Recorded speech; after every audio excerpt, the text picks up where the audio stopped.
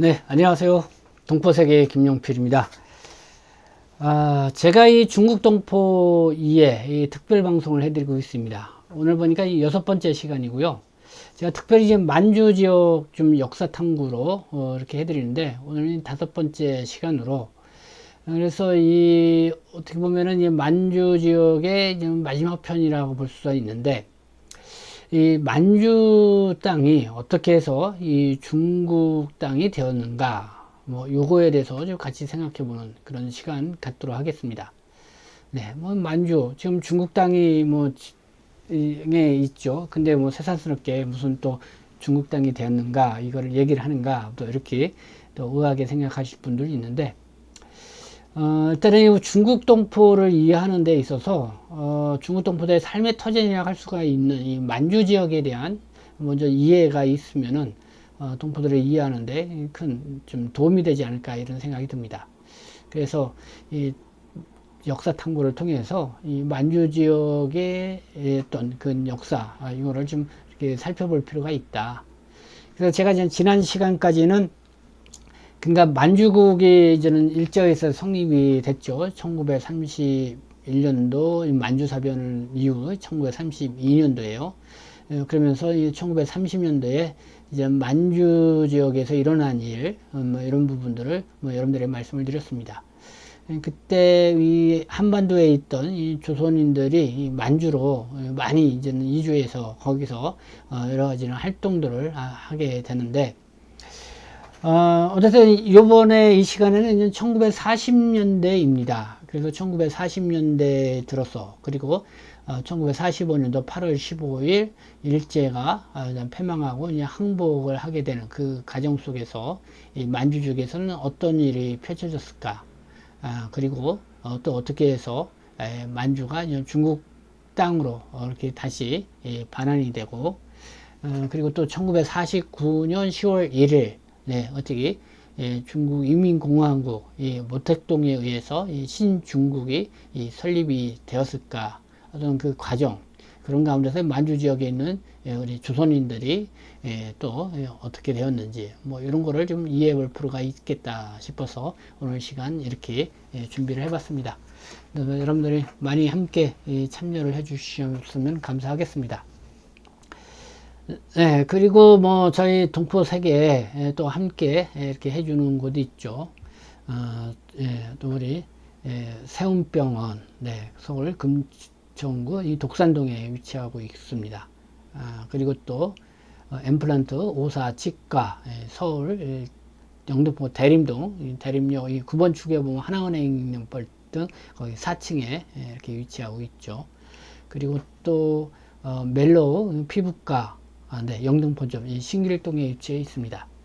네, 이렇게 지금 같이 또 광고 협찬 이렇게 나가고 있고, 여러분들이 또 저희 필요하신 분들은 저희 유튜브 방송 보고 이렇게 왔다고 하면은 또 친절하게 여러분들에게 또 상담도 해주고 또 진료도 해주리라 생각합니다. 네, 많이 이용할 거를 다시 한번 말씀을 드리고요. 자, 그러면 제가 이 준비한 그 내용 자료들을 통해서 한번 차근차근히 이 1940년도 이후 만주 지역에서 어떤 일이 일어나고 있었는지 한번 같이 살펴보도록 하겠습니다. 네, 역사 탐구 일제 패망 후 만주는 어떻게 중국 땅이 되었을까? 우리가 이제는 제2차 세계대전 발발과 또 그 과정들을 좀 같이 생각을 해야 될 것 같습니다. 그러니까 1939년 9월 1일 그러니까 독일의 폴란드 침공 그걸로 인해서 이 전쟁이 발발하게 되죠. 그래서 그때 독일은 히틀러, 그리고 이탈리아는 무솔로니, 그리고 일본은 누군가요? 네, 어쨌든 이 세 나라가 이 삼국 동맹을 맺습니다. 그게 1940년 9월 27일. 그래서 이게 점점 세계대전으로 확대해가는 그런 형국을 맞게 되는데, 여기에 이제는 미국, 대영제국, 소련, 또 중화민국, 프랑스, 이 연합국을 또 구성을 해서 어쨌든 이 삼국과 이 전쟁을 펼치게 되죠. 그래서 1945년 8월 15일, 이제는 최종적으로 일본이 이제는 항복을 선언을 함으로써 긴 6년간의 이 전쟁이 끝나게 됩니다. 그래서 이 세계대전과 이 만주 지역 현황, 뭐, 여기서 같이 맞물려 돌아가는 부분이 있죠. 그래서 제가 한번 연도별로 정리를 해봤습니다. 그래서 보면서, 여러분 말씀을 드리고, 가장 큰 이 전쟁의 변화를 줬던 거는 1941년도 12월 7일, 일본이 이 진주만을 공습을 하죠. 진주만 공습. 이건 제가 좀 별도로 더 설명을 드리도록 하는데, 그냥 미국이 제2차 세계대전에 참전하는 이 즉각적인 이유가 됩니다. 요 상황을 좀 보게 되죠. 일본. 네. 어쨌든 1930년대 만주국, 이 계례국을 성립을 시키면서 만주를 어떻게 보면 대륙의 진출 발판으로 삼게 되죠. 그래서 거기를 병참기지와 군사 여러 그런 생산 그런 기지 뭐 이렇게 삼기도 하고, 그리고 또 거기를 식량 기지화를 시키죠. 그래서 많은 인력을, 뭐 일본인도 그렇지만 조선인들을, 그래서 많은 인력이 필요로 하기 때문에 그쪽으로 이렇게 이주 정책 비슷하게 이렇게 펼치게 된 거죠. 그러면서 30년대 어떤 중일 전쟁을 하면서 일본이 상당히 이제 승기를 잡게 되고 이제 의기양양해지는 거죠. 그러면서 이제는 태평양도 한번 우리가 손아귀 한번 넣어보면 어떨까. 그때 이제는 미국은 뭐 이렇게 전쟁이 일어났다고 했는데 그냥 우리는 가만히 있자, 뭐 저기들끼리 싸우는 거지. 요즘 바다 건너 있는 일본은 그냥 간망하는 그런 사태였다가 이 하와이의 이 진주만 미군이 해군이 거기 주둔하고 있는 곳을 기습적으로 일본이 공격을 하게 됩니다. 그래서 태평양 전쟁이 일어나게 되는데, 네, 일본의 야욕이 너무 좀 지나친 그런 측면이 된 거죠. 그거 볼까요? 진주만 공소 12월 7일 1941년 12월 7일. 네, 이게 이제 진주만입니다. 자, 하와이주에 있는 오하이 섬에 위치한 이 진주만. 그러니까 미국 태평양 항대가 있고요. 공군과 해병대를 대상으로 이렇게 일제가 공격을 감행한 겁니다. 뭐 아마모토 이소로쿠 사령관이 폭격을 계획을 했다고 하고, 또 나구모 주이치 부사령관이 지휘를 맡았다고 합니다. 이 진주만 공격으로 12척의 미 해군의 함선이 피해를 입거나 침몰을 했고요. 188대의 비행기가 격추되거나 또 손상을 입고, 그리고 2335명의 군인, 이게 미군이 되겠죠.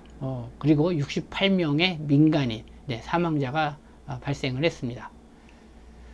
그렇지만 일본군은 이 작전에서 단 64명의 희생자를 냈다고 합니다.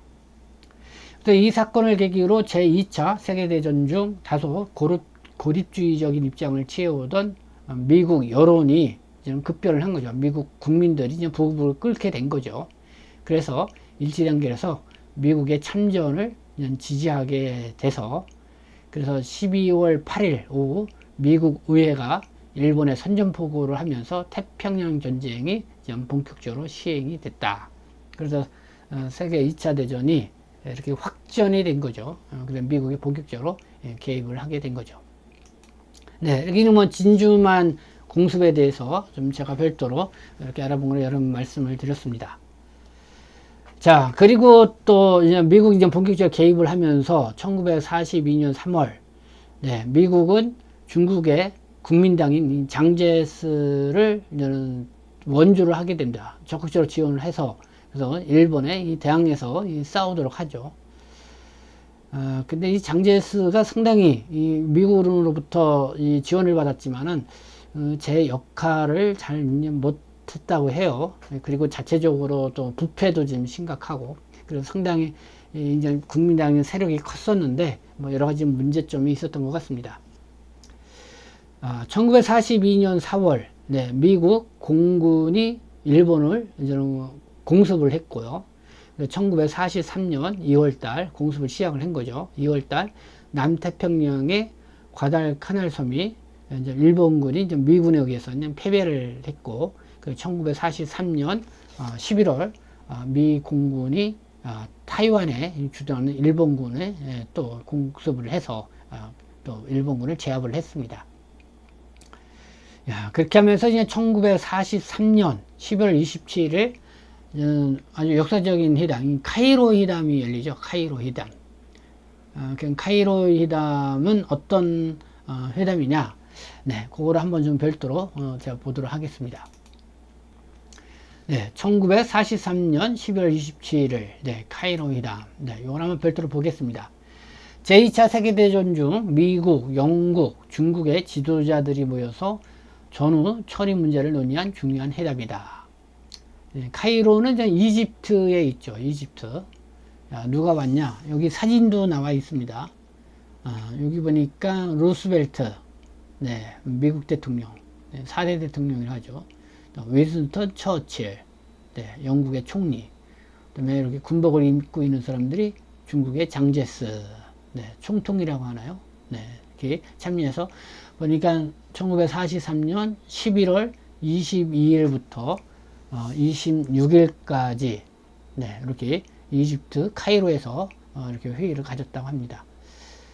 주요 내용은 이렇습니다. 일본에 대한 대응입니다. 일본이 점령한 영토를 반환을 하고 무조건 항복을 요구하기로 결정을 했다. 그리고 한국의 독립을 명시를 했다. 네, 상당히 의미가 있죠. 그때는 조선이라고 해야 될까요? 네, 카이로 선언에서 한국이 적절한 절차를 거쳐서 독립할 것임을 처음으로 명시를 했다. 일본이 패망하게 되면은 조선, 이거는 한국을 독립을 시키겠다 이거죠.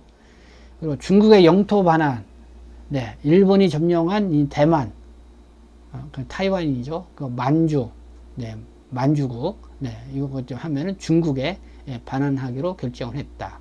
네, 장제스가 이렇게 참여를 해서 아주 큰 뭘까요? 그 이득을 좀 갖게 되는 그런 순간이라고 볼 수가 있죠. 그리고 태평양 지역 정리, 일본이 점령한 태평양 도서, 섬들, 이게 처리 방안도 논의를 했다. 그래서 이 카이로 회담은 이후 1945년도 이 포츠담 회담이 또 열리죠. 그리고 이와 연결돼서 일조의 일본의 이제 항복을 촉구하는 회담이 이제 포츠담 회담이죠. 그리고 일본의 항복과 전후 질서 형성에 중요한 영향을 미쳤다.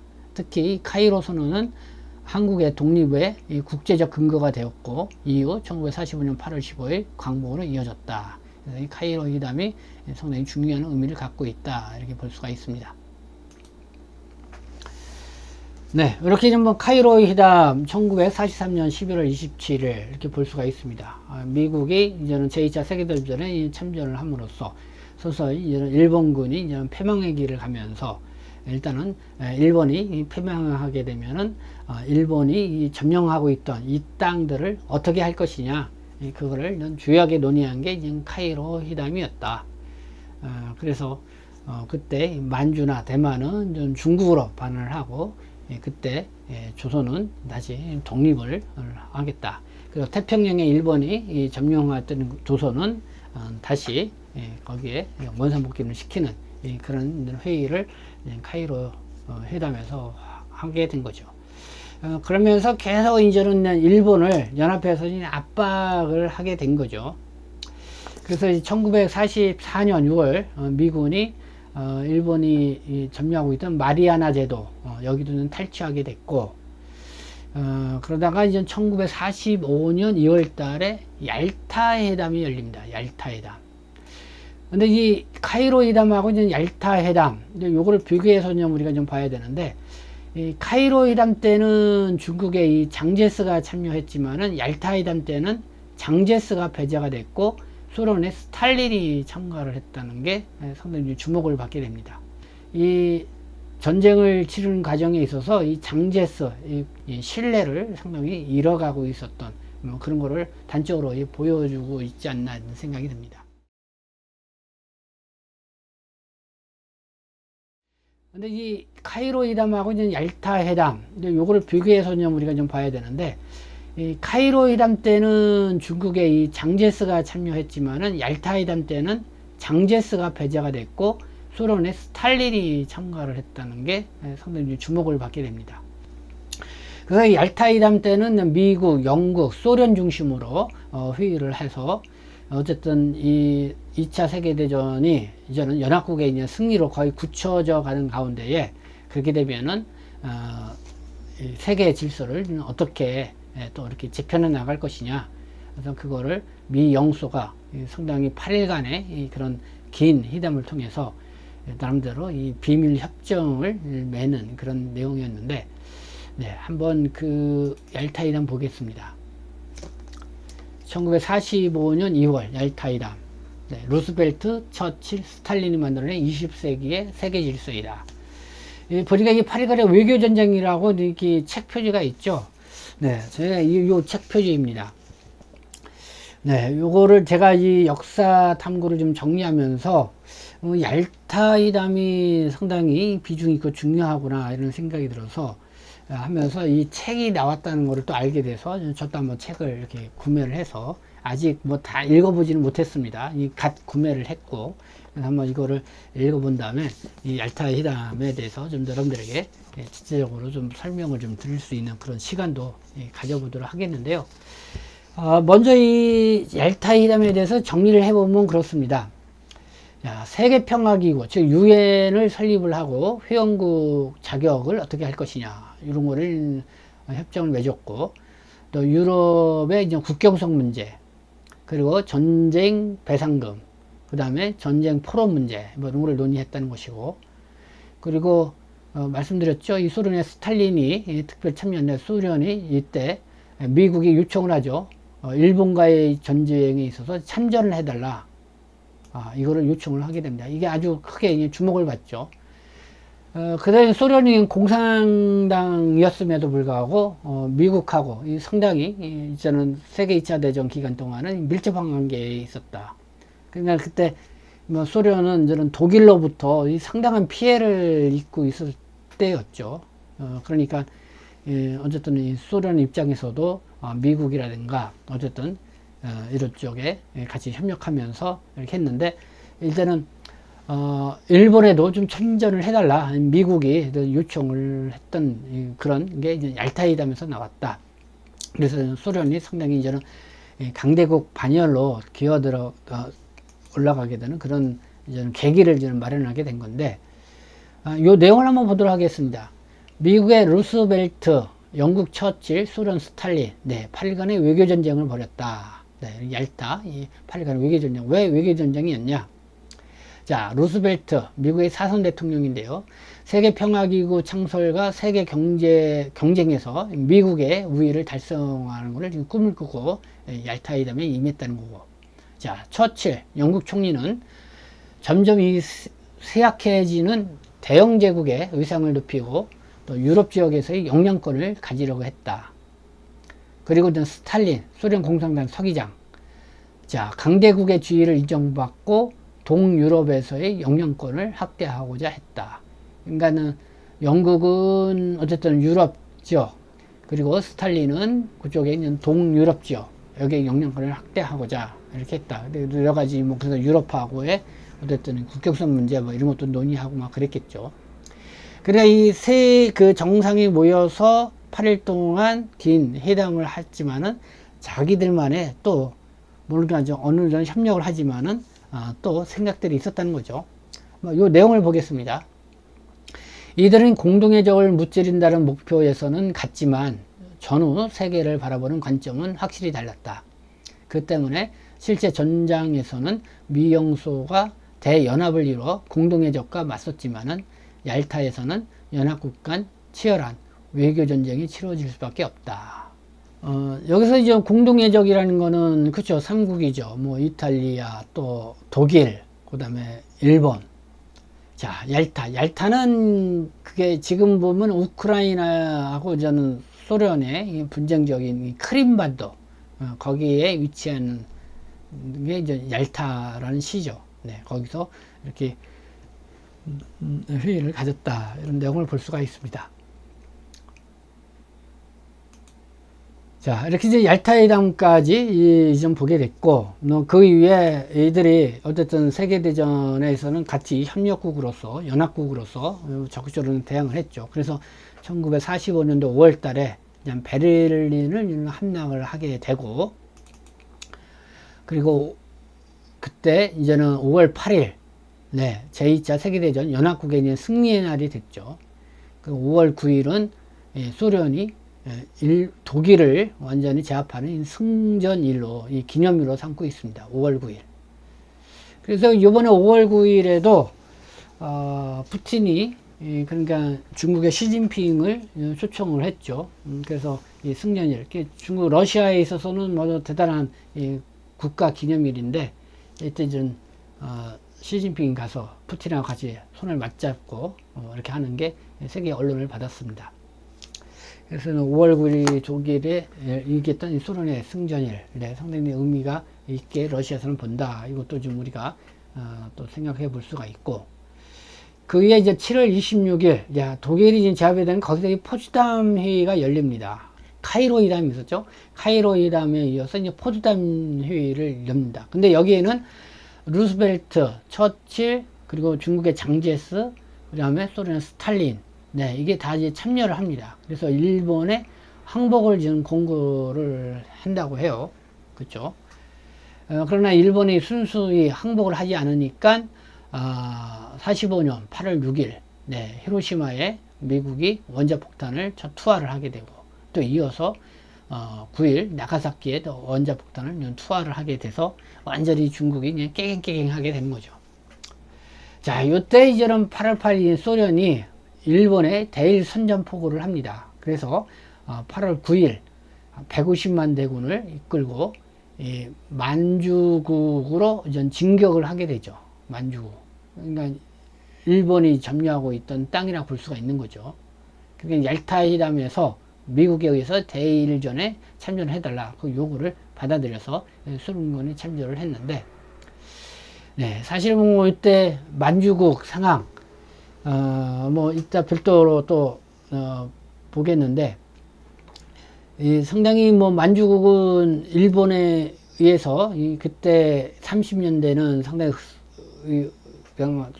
뭐 사기가 충년했던 그런 지역이지만은 2차 세계대전이 일어나고, 그리고 진주만 공습 이후 미국이 개입하고, 그래서 일본이 이제는 어떤 수세에 몰리자 만주에 있던 모든 병력과 모든 자원을 다 이 태평양 전쟁에 이렇게 몰두하게 되죠.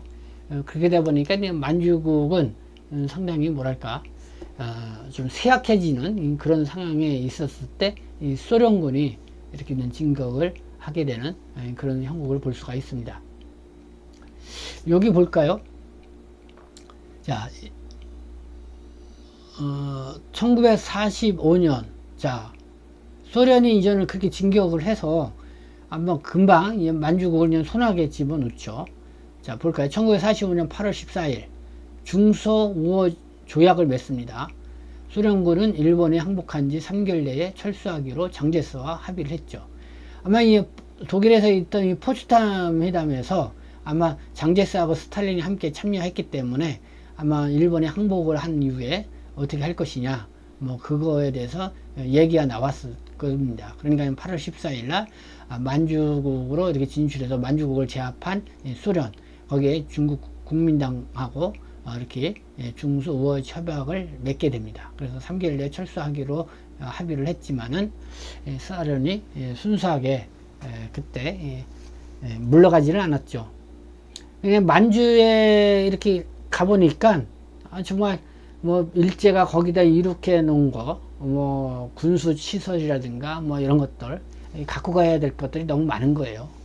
그러니까 그걸 최대한 노획을 한다고 그럴까요? 그렇게 하고, 어떻게 보면은 소련이 그 만주 지역에서 일제가 이뤄놨던 그런 시설과 이런 것들을 바탕으로 해서 노획을 해가면서 빠른 속도로 이 강대국으로, 이 군사 강국으로 성장하는데 그 디딤돌이 되지 않았나 이렇게 생각이 듭니다. 어쨌든 소련은 만주를 하면서 상당히 횡재한 국가 중에 하나가 됐다. 자, 근데 이렇게 이제 중소 우호 조약을 맺고 나서 다음날 일본이 항복을 합니다. 어쨌든 소련은 만주를 하면서 상당히 횡재한 국가 중에 하나가 됐다. 자, 근데 이렇게 이제 중소 우호 조약을 맺고 나서 다음날 일본이 항복을 합니다. 자, 그러나 이 중국 국민당과 일본이 항복하면서 중국 국민당과 공산당 간에 또 티격태격 뭔가 좀 이렇게 분裂파음이 생기죠. 그냥 화평 교섭을 협정을 맺게 되고, 그리고 또 한 10여일간 또 국민당과 공산당 간에 또 회의를 거쳐서 10월 10일 쌍십 협정을 맺게 됩니다. 자, 요것도 저는 중국의 큰 변화 중에 하나라고 볼 수 있죠. 일제가 패망한 이후에 이 중국의 상황. 자, 마오쩌둥은 장제스의 지도하에 독립을 쟁취하고 자유롭고 부강한 신중국 건설에 합의를 했다. 네, 이렇게 했다는 거죠. 하지만은 만주 지역 지배권을 놓고 첨예하게 대립을 했다. 여기서도 만주 지역, 여기를 누가 지배권을 놓냐. 그러니까 마오쩌둥이 이렇게 화평고서 협정을 하고 쌍십 협정을 맺으면서 이 장제스를 지도하에 중국이 다시 신중국으로 건설을 하자 이렇게 해결을 했지만은 마오쩌둥 생각은 또 다른 생각이 있었던 거죠. 그래서 만주 지역 지배권을 놓고 첨예하게 대립을 했다는 거잖아요. 그래서 이게 제2차 국공내전의 발발 주요 원인이 됐다. 자, 그러면서 이제 1946년 이때서야 이제 소련군이 장춘에서 철수를 하게 됩니다. 그리고 1946년 4월 20일 중국 국민당 정부가 하얼빈에서 급히 탈출하죠. 완전히 만주 지역에서 이렇게 쫓겨나다시피 철수를 하게 되는데, 이 소련군이 장춘에서 철수를 하면서 어떻게 됐냐? 자, 여기 보십시다. 일본이 항복을 한 후에 만주 지역 상황. 네, 중국의 국민당과 공산당의 어쨌든 만주 지역 쟁탈전이 일어났다는 거죠. 이게 제2차 국공내전입니다. 자, 1946년 4월 13일 장춘에서 소련군이 물러나자마자 공산군이 현지에 국민정부군 보안군을 공격을 하여 진멸시켰다. 네. 그러니까 소련군이 물러나자마자 공산군이 국민정당 정부군을 공격을 했다는 거죠. 이 얘기는 그냥 쿠데타를 일으켰다, 뭐 이렇게 볼 수가 있는 거죠. 그리고 또한 4월 20일 하얼빈이 공산군의 수중에 넘어가면서 하얼빈은 국민정부 요원들이 항공기로 급히 탈출했다. 자, 이렇게 할 수 있었던 데는 소련군이 철수하면서 광동군에게 노획한 대량의 무기를 공산군에게 넘겨주었다. 50만 명을 무장시킬 수 있는 양이었다. 스탈린은 만주를 친미적인 장제스에게 넘기는 대신 친소, 소련에 가까운 세력인 공산군에게 넘기기로 한 것이다. 네. 그 당시만 해도 이 국민당하고 이 중국의 공산당, 어떻게 보면 골리앗과 이 다윗이라고 할까요? 이 국민당 세력이 상당히 컸죠. 미국의 또 전폭적인 지원을 받았고. 그러나 지금 이 국민당이 이 만주 지역에서 이 공산당에 의해 이렇게 패배를 했다고 그럴까요? 그러면 세력을 잃게 되면서 결국은 중국 전체를 중국 공산당이 마오쩌둥이 이렇게 차지하게 됐고, 국민당은 저 대만 쪽에 이렇게 쫓겨난다고 그럴까? 그쪽으로 밀려나는 그런 상황이 된 거죠. 그런데 마오쩌둥이 이렇게 승기를 잡을 수 있었던 거는 일단은 소련이 어쨌든 이 마오쩌둥을 받아 같은 공산당으로서 소련을 이렇게 지원을 받았다. 그러니까 그때 일제 이 만주국의 주둔하고 있던 관동군으로서 받았던 무기 한 50만 대군을 무장시킬 수 있는 무기를 스탈린이 원래는 이 장개석이한테 인수인계를 해줘야 되는데 그러지 않고 이 모택동한테 그걸 준 거죠. 그것도 있었고, 그리고 뭐 여러분 다 알지만 뭐 모택동이 이렇게 승기를 잡을 수 있던 거는 만주 지역에서 거기에 있던 뭐 소수민족도 포용도 하고, 뭐 만주 지역뿐만 아니라 전체적으로 소수민족도 포용을 하고, 그리고 만주에서 활동하고 있는 이 조선인 독립군들도 포용을 해서 우리 함께 협력해서 어쨌든 이 국민당을 대상으로 우리가 같이 싸움을 하자. 그래서 우리가 승리를 하게 되면은 뭐 필요하면 중국 쪽도 주고, 그리고 또 거기에 살 수 있도록 땅도 주겠다. 뭐 그런 약속도 하고, 심지어 뭐 자치권도 주겠다. 뭐 이런 얘기도 있었다고 해요. 그러니까 어쨌든 그때 좀 이민족에 대해서 배타성을 갖고 있던 장개석보다는 이렇게 마오쩌둥 쪽에 더 호감을 가질 수밖에 없고, 또 실제로 토지 개혁을 해서 또 땅을 분배를 해주니까 또 신뢰도 갖게 됐던 그런 게 결국은 이런 복합적인 요소가 작용해서 만주 지역에서 국민당이 수석이 물러날 수밖에 없고 공산당이 승기를 잡을 수밖에 없었던, 결국은 이렇게 또 만주 지역을 중국 공산당에서 이렇게 차지하게 되니까 전체 중국을 차지하게 되는 그런 역사적 과정들을 이렇게 볼 수가 있다 이겁니다. 요걸 볼까요? 1945년 8월 14일 중서우호조약. 네, 요걸 한번 다시 한번 보면은 중화민국과 소비에트, 소련 연방 사이에 체결된 협정이다. 어떤 체결이었냐? 일단은 몽골 독립을 승인하는 그런 내용이 있었다. 중화민국은 장개석이 이끄는 국가죠. 시로 지배하는 경계를 기준으로 외몽골의 독립을 주민투표 결과에 따라서 승인하기로 약속을 했다. 그 국공내전의 불개입. 소비에트 연방, 소련은 중국의 국공내전에 개입하지 않을 것을 선언을 했다. 중국 국민당과 협력을 또 약속을 했다. 소비에트 연방은 중국 국민당과 협력할 수 약속했다. 그러나 실제적으로 이 중서우호 조약을 맺으면서 그러니까 일본이 패망하게 되면은 3개월 이내에 모든 것을 중국 그러니까 중화민국 장개석에게 다 반환하고 물러나겠다, 철수하겠다 했지만 그 약속을 지키지 않았죠.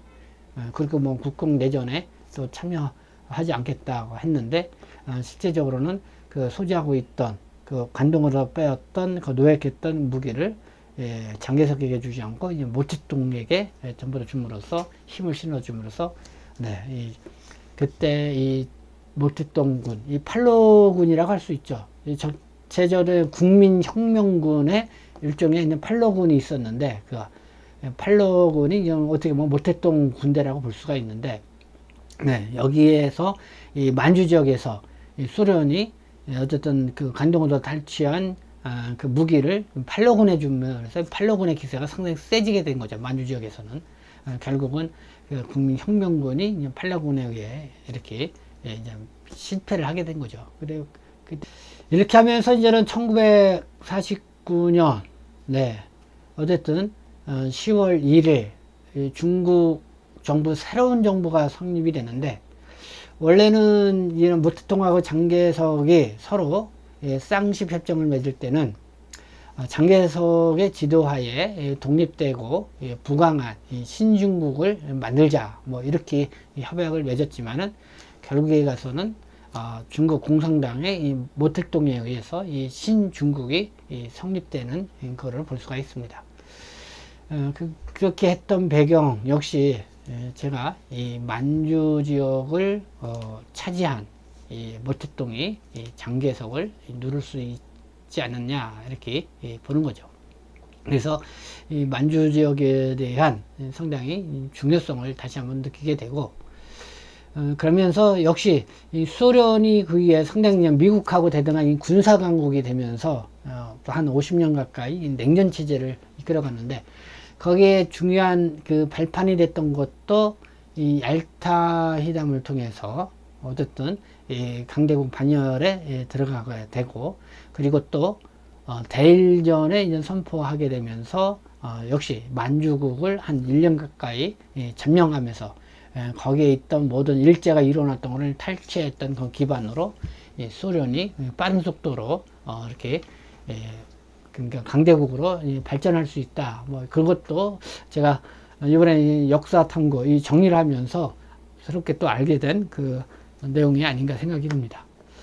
근데 보니까 이제 미국하고 소련, 뭐 냉전 체제를 이루고 있지만은 상당히 미국이 소련을 많이 도와준 격이 된 거죠. 근데 이제는 그렇게 많이 도와줬지만은 소련이 이만큼 그냥 크니까 미국하고 서로 그냥 군사 대결을 하는 그런 상황이 있었던 거죠. 근데 지금은 어떻습니까? 이제는 소련보다는 이제는 중국이 어떻게 보면은 장개석, 네, 그때 중화민국 때는 미국이 많이 도와준 거죠, 중국을. 여러 면에서. 근데 장개석이 이제 그 역할을 제대로 못하고 부패해서 망하고 이제 모택동이 승선을 하고 뭐 그런 와중에 어쨌든 지금은 이제 중국이 이제는 소련, 러시아를 이제 제치고 제2 등극을 하면서 이제는 미국하고 여러 가지로 이제 대등하게 그냥 맞대응하는 그냥 그런 시국인데, 네, 미국하고 중국하고의 대결은 어떻게 전개될지 그것도 우리가 계속 관심 갖고 그냥 봐야 할 그런 내용이 아닌가 이런 생각이 들고요. 어쨌든 오늘 이렇게 만주 지역에 대한 이 역사 탐구를 하면서 뭐 이런 것들을 좀 생각을 해보게 됩니다. 그래서 제가 이 중국 동포 이해를 위해서 이 만주 지역에 대한 이해를 좀 하는 것이 상당히 중요하다 이렇게 생각한 게, 지금 만주 지역은 그래도 거기에 초기에 개척자로 갔던 사람들이 우리 많은 조선인들이었죠. 네, 거기서 독립운동도 하고, 네, 그러면서 거기를 어떻게 보면 중국 공산당이 포용을 함으로써 이 만주 지역을 또 차지하게 됨으로써 오늘날의 이 중국이 이렇게 만들어지게 됐다. 이런 거를 볼 수 있지 않나 생각합니다. 이만큼 그 지역에 터전을 냈던 조선인, 지금 우리 조선족 동포들, 지금도 거기에 실질적으로 땅을 개간하고 그 토지를 또 갖고 있으면서 많은 분들이 거기서 농사도 짓고 그렇죠. 거기서 기본해서 조선족의 큰 어쨌든 그 발판을 삶의 타전을 이루고 있었는데, 한중 수교 이후에 거기가 많이 이제는 많이 좀 뭐랄까요, 그냥 공동화되고 뭐 이런 안타까운 상황이 됐는데, 여전히 그래도 그 만주 지역을 이 조선족 촌 여기 있으면서 지키고 있다.